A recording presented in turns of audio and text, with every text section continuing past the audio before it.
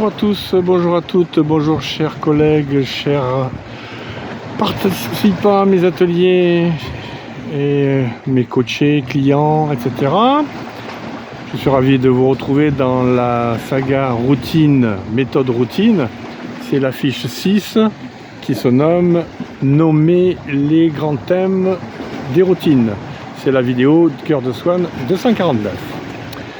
Alors effectivement, nous allons voir les principales catégories de routines en coaching. Je vais vous poser quelques questions et en formation, un petit exercice. Alors pouvez-vous citer de nombreuses habitudes qui ont été utiles tout le long de votre vie?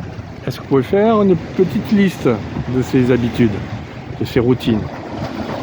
Voire des rituels aussi, si ça vous aide. Pouvez-vous les rassembler en catégories? Est-ce que vous avez dans cette liste que vous allez mettre en place, que vous allez écrire, est-ce que vous pouvez les mettre en catégories, c'est-à-dire de rassembler celles qui vont ensemble et celles qui sont différentes d'autres ensemble. Puis il y aura peut-être des catégories hors catégorie. Ça, c'est à vous de voir. Vous pouvez faire une catégorie autre à ce moment-là.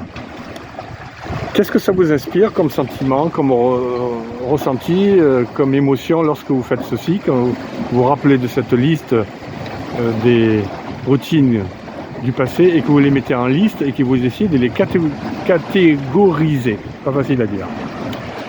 Maintenant, au niveau de la formation, on va travailler sur un petit exercice. Alors on va voir un peu les 4 catégories, les fameuses 4 catégories de Onur Karapınar. Donc c'est un livre que je conseille de lire. Ces petites routines qui font des grandes réussites. Onur Karapınar a catégorisé 4 types d'habitudes. Alors il y a les habitudes qu'on appelle productives, des habitudes sur la santé, des habitudes sur le développement personnel et des habitudes sociales.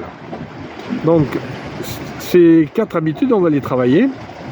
Justement, ce serait bien que vous puissiez me dire de choisir 2 habitudes positives par catégorie, parmi ces 4 catégories, habitudes productives, santé, développement personnel et social.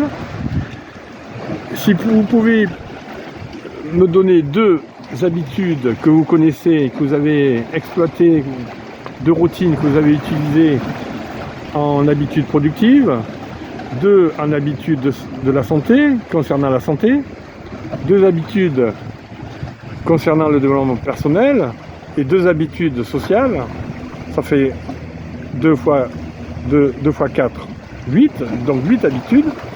Et si vous pouvez prioriser ces 8 habitudes selon la finalité que vous souhaitez mettre en place, selon la facilité de la mise en œuvre, et puis selon les effets que ça provoque lorsqu'on les diffuse, ces habitudes.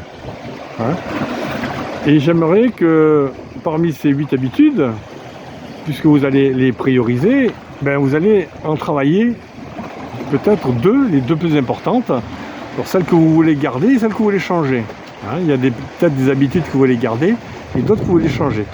Donc ce serait bien de pouvoir justement faire la liste de ces 8 habitudes, parce qu'il y a 4 catégories, 4 fois 2, 8, et d'en prendre simplement 2, la politique des petits pas, pour pouvoir travailler sur les habitudes à changer ou des habitudes à modifier, même si elles sont bonnes, comment on peut les rendre encore meilleures.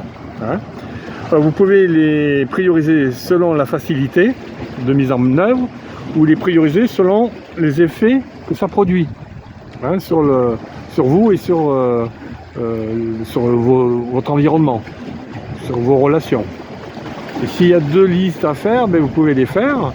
Et vous pouvez comparer ces listes, ces 2 listes, la liste des habitudes selon la facilité d'exécution ou de mise en œuvre, et la liste des habitudes selon l'impact que ça produit, les conséquences que ça produit.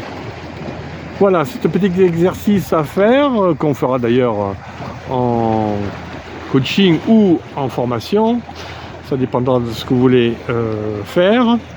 Eh bien, en attendant, je vous souhaite une bonne matinée si c'est le matin pour vous, une bonne soirée si c'est le soir pour vous, et une bonne nuit si c'est la nuit pour vous. On fera la dernière fiche prochainement, ainsi qu'une petite conclusion. À très bientôt. C'était Soigny.